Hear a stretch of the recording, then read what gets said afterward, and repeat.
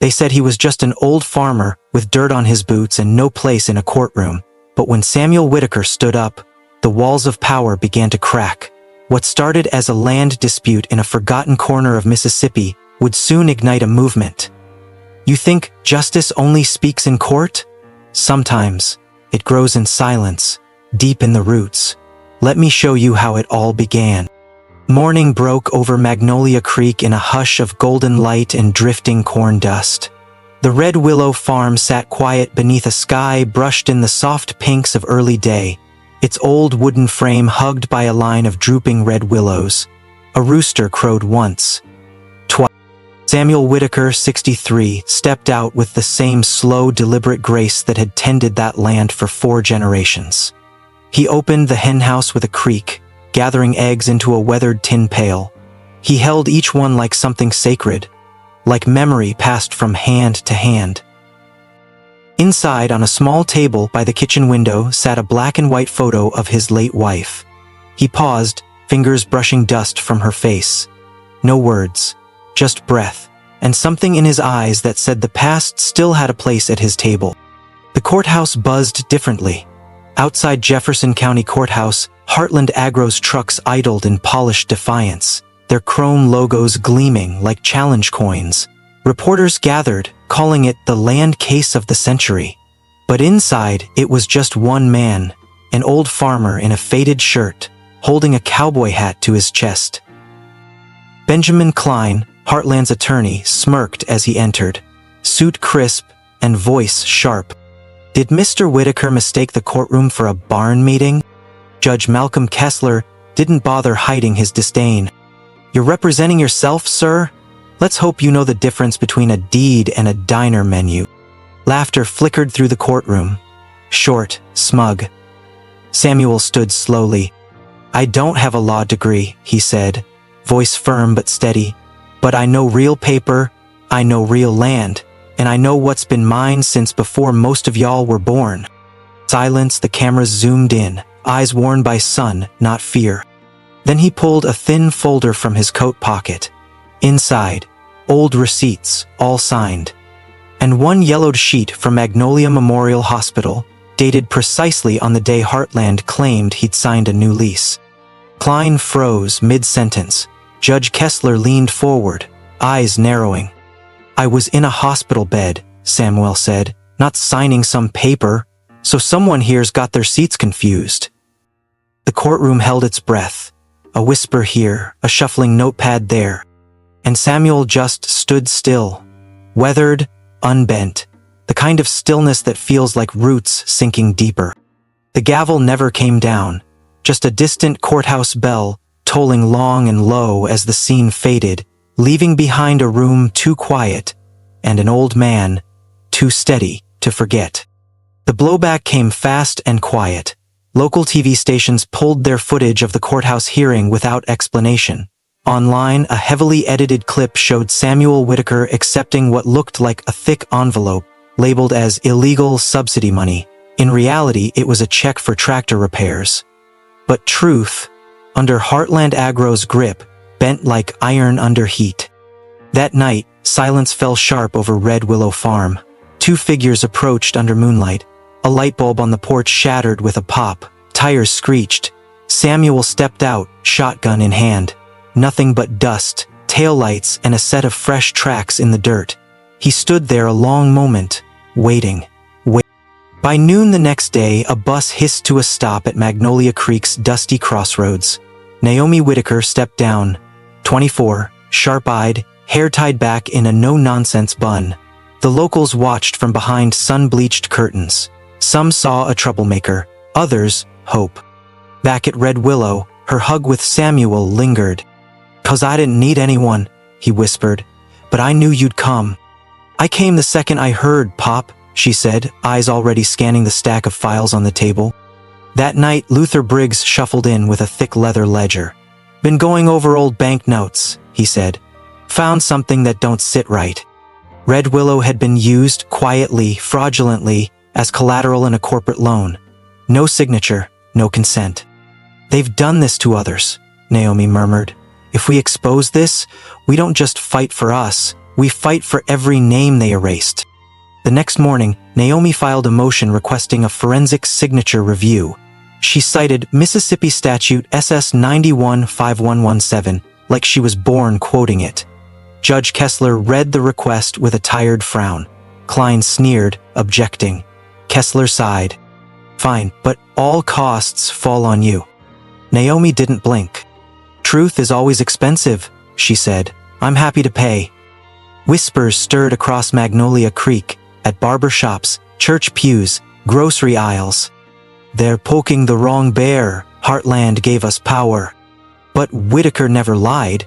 That land is his. A Heartland poster tore down the side of the post office bulletin board. At sundown, Naomi and Samuel sat on the porch, eyes fixed on the amber horizon.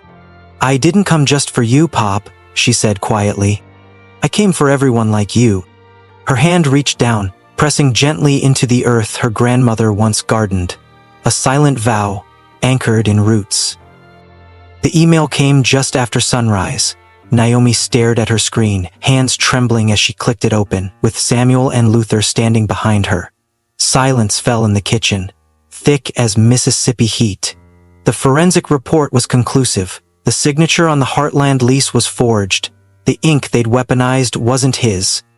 Worse, the notary listed was an intern, never licensed.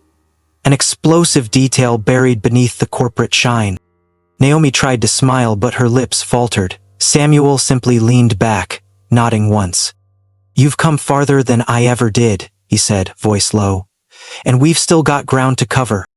Later that day, Naomi and Luther stepped into Heartland's old lending office, a building now half abandoned, tucked behind the train tracks.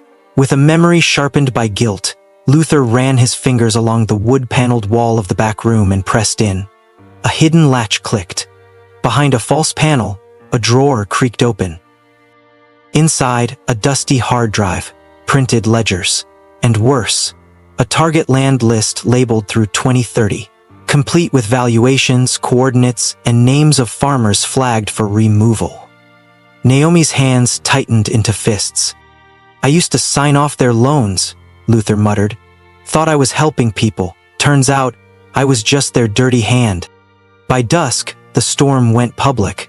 Samuel sat behind a rusted microphone at WDCC 98.3 FM, his voice crackling through the airwaves. Beep, beep. You don't just want land, they want silence. But roots don't know how to be quiet. They just grow. The clip, uploaded by a junior producer, wasn't meant to leave town, but by midnight it had gone viral.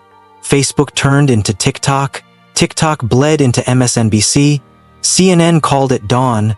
America now knew the name Samuel Whitaker. But with the light came shadows. Naomi's phone buzzed with an anonymous message. You know enough, walk away.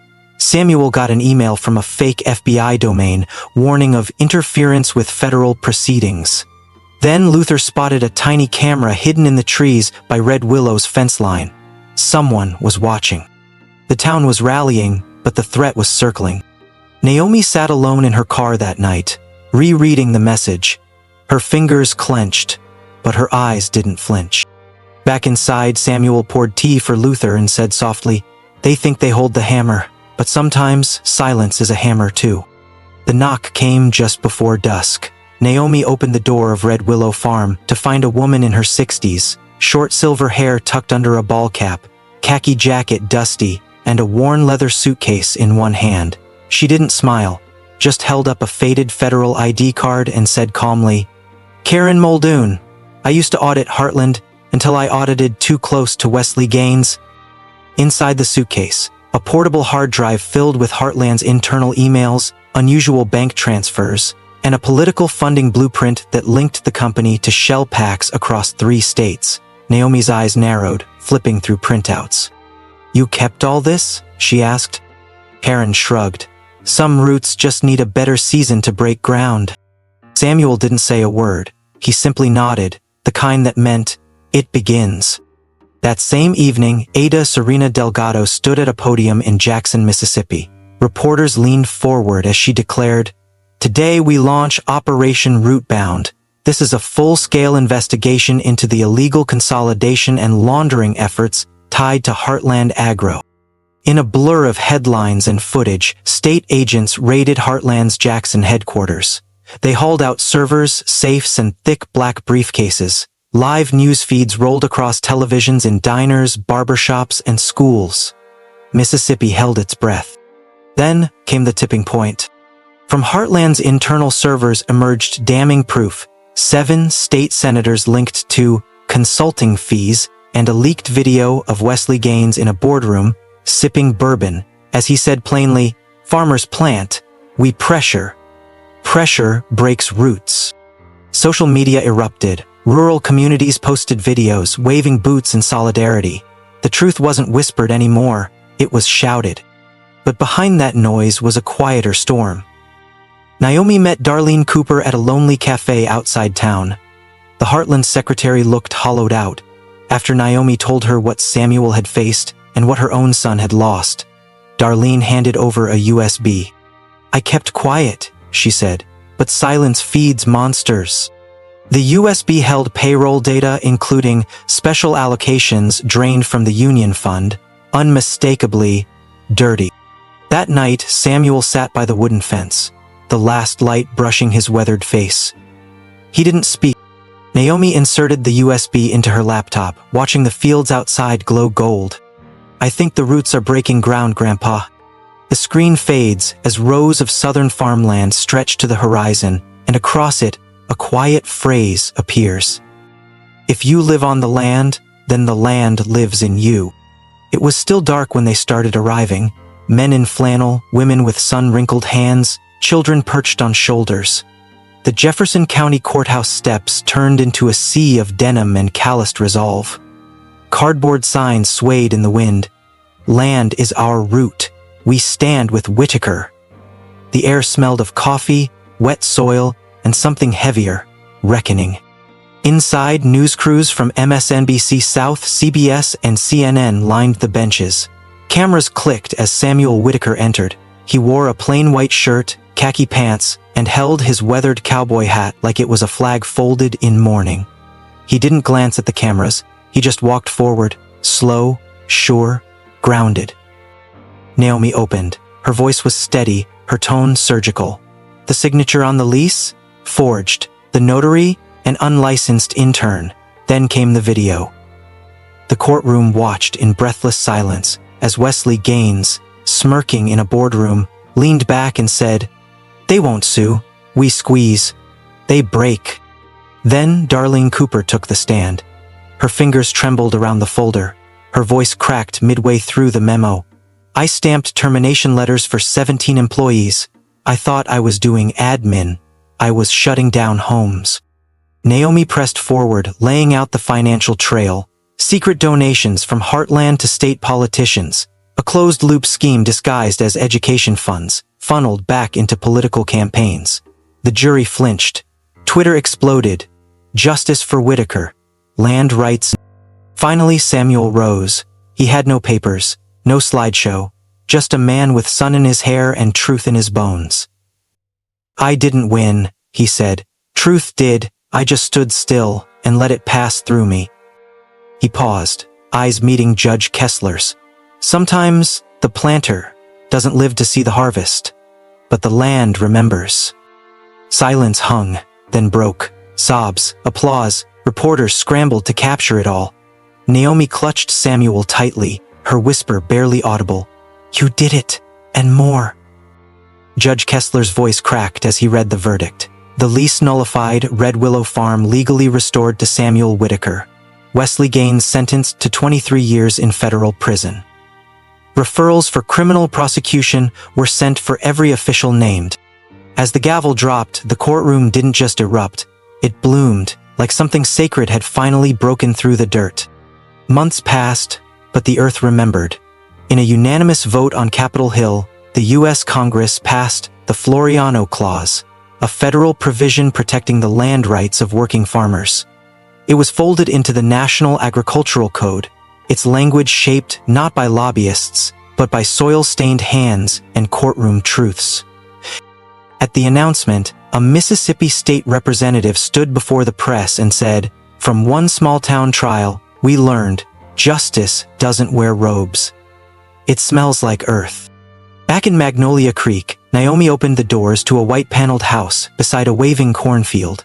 A wooden sign creaked gently in the breeze, "Where the roots learn to grow loud." The Root School for Rural Justice welcomed its first class. Young farmers, law students, agricultural scholars. Naomi stood tall at the head of the room, her eyes clear, her voice carrying across generations. In a quiet corner of the South, the future was learning how to fight with reason and remember with heart. Media requests came pouring in. CNN, Netflix, book agents. Everyone wanted the rights, the interviews, the legacy. But Samuel declined them all. He gave one comment only, to a reporter from the Magnolia Creek Gazette. "If you sow for fame, you reap the headache. I only planted truth." He spent his final days weaving baskets on the porch, reading about oak trees. And one morning, as the leaves turned amber and the wind held its breath, he simply didn't wake up.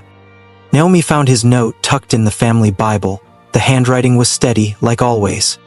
"When the land hears your voice, it holds you, but the rest, that belongs to you." She cried that night, not with sorrow, but with reverence. A simple man had stirred a quiet revolution. Months later, the Floriano Institute for Land Justice was born, a nonprofit offering free legal support to farmers across America. Its logo bore the red willow leaf. In one classroom, a young girl raised her hand. "Miss Naomi, what if they try to take our land again?"